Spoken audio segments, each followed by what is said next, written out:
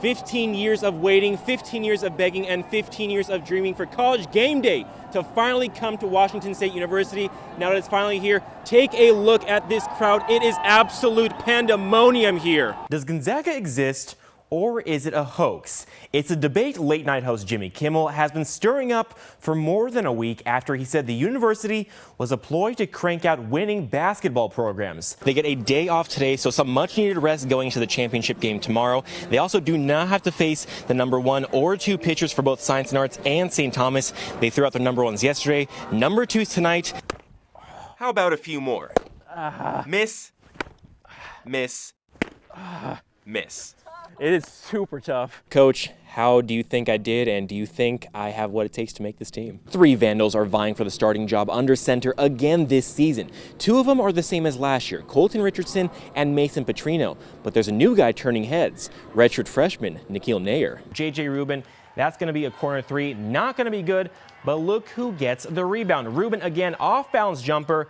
He's going to knock that one in for another buzzer, and we've got a game heading into the 4th. That isn't head coach John Newley in the middle. This guy right here is Post Malone. For those of you who don't know, Post Malone is one of the world's most popular hip-hop artists. So could White Iverson rub off on the Vandal women? Vandals pop something at halftime, and now they're feeling like a rock star. Taylor Pierce from the corner.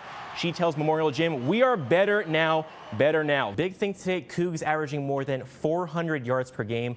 But tonight, just 237. How big of a factor was that snow out there? Now, every player we spoke with today says they all have something to work on before the upcoming draft, even the little details, so they can have the opportunity to have their name called. This time, Clark with a 2-handed finish.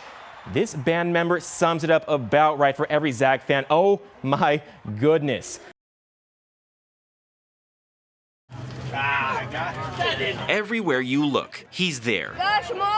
In the stands, and even in the dugout. Glasses, blue shirt, and all, Neeland Pickle is one of a kind. He's like a little brother to all of us. I mean, I love having him. Senior catcher Alex Balter is Neeland's best friend on the team. He's the one that always helps me with stuff. Neeland's relationship with the Bulldogs began in the fall in Athens, Tennessee. My daughter came home and basically was talking about this kid that had to leave school because he had cancer. Neeland has leukemia, cancer that affects the blood and the bone marrow. He's on his 3rd episode.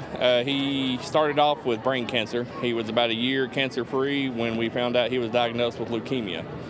Then he went through the process and was declared cancer-free again. Around a year ago, the leukemia relapsed. Probably the hardest thing I've had to do as a parent is tell a child who already been through so much that, hey, we got to do it again. It's a tough journey for any person to go on. They're strong, and then there's Neeland strong. They're the words the Tennessee Wesleyan Bulldogs have lived by ever since Neeland's smile first graced them. He thinks I'm his hero, you know, and it's really the other way around. He's there every single practice and game. There's some days we practice at 11 o'clock now just so he has something to do during the day. Once a week every month, Neeland undergoes chemotherapy, and it just happened to land on the same week as the Bulldogs' opening round games. Did chemo at 11 and was in the stands watching us play at 6. Neeland ended up in the dog pile on the pitcher's mound, placed on the team's shoulders, all chanting his name.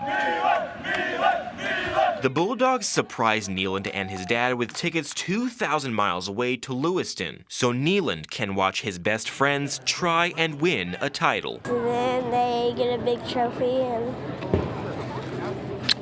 And the team loves their little brother, taking in every single moment with them. It's not like just friends at school, it's like friends for like games and stuff. And Neeland's going to keep fighting and stay Neeland strong. No matter what you face, you rise to the occasion and put a smile on your face and take it on and say, I've got this. And that's what he does.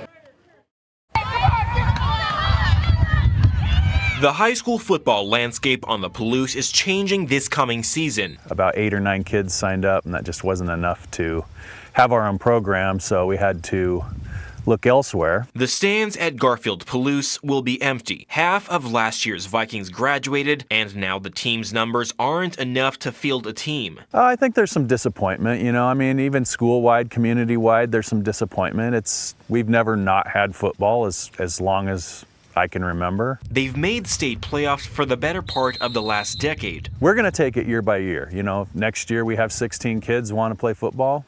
We'll have Garfield Police football. But the numbers might not improve soon. Our junior high program has been non-existent for the last 2 years. It means there's no feeder program to the high school team. But the Vikings are still getting the chance to take the field in the fall. Anytime we can provide that opportunity for kids, we're more than willing to do it. Garpal is joining the Pullman Greyhounds just 15 miles down the road. If we got 6 guys from Garfield Palouse, that would be great. It would be a really nice addition to our program. Head coach David Kofer says it should be a seamless transition. They're tough and they're physical, and I know that they've played that brand of football in the past, and that's something that we're always looking for is guys in the trenches that are willing to be tough and make open field tackles and things like that. Kofer says Garpal's history of success can also help with his program. The difference between us and them really isn't much. At the end of the day, they're still high school kids.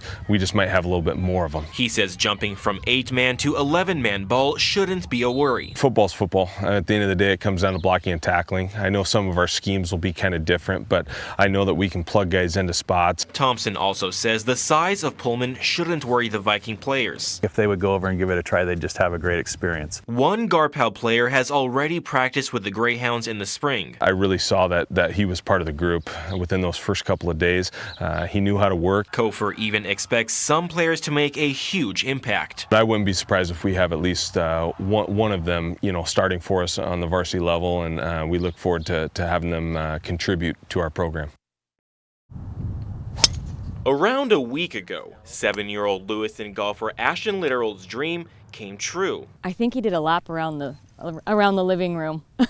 He was jumping up and down and running around the house. It's because his idol, Clarkson native and PGA Tour golfer Joel Dahmen, said he was coming to the Valley for a game. Pretty awesome because he just flew over here just to come over here and play with me. Like a pro. Hey. No, high five. Joel and Ashton teamed up to play Gino Benally, Joel's caddy, and Nate Martin. He was just like one of the guys, they were joking around, playing. Oh. That's a good try, buddy. Ashton says he was nervous because it was his first time playing with a pro, but that quickly turned into smiles and talking about close to everything. So if you're not going to root for the Seahawks this year, who are you going to root for? Jacksonville Jaguars. All right. At such a young age, Joel Dahmen took notice of Ashton's skills. 7 years old, not many people can swing a club, let alone make contact. There was one swing that really turned his head. Had a kid. We were on the 4th hole out here today, and he hit a 144-yard driver to 10 feet. So it just doesn't happen very often. Definitely a special talent with very, very bright future ahead. Before Joel left, he gave Ashton a special gift, an autographed bucket hat, the same one he wears every time he's on tour. So when it's sunny out, he literally wears these kind of hats, and then when I see him on TV wearing one of these, then he told me that I have to put it on. Ashton says every time Joel's on TV, he'll be wearing the bucket hat. Kid, what do we do? Tweet, tweet, tweet, tweet. Armen Araradian. Nice. Smoked it. KLEW News.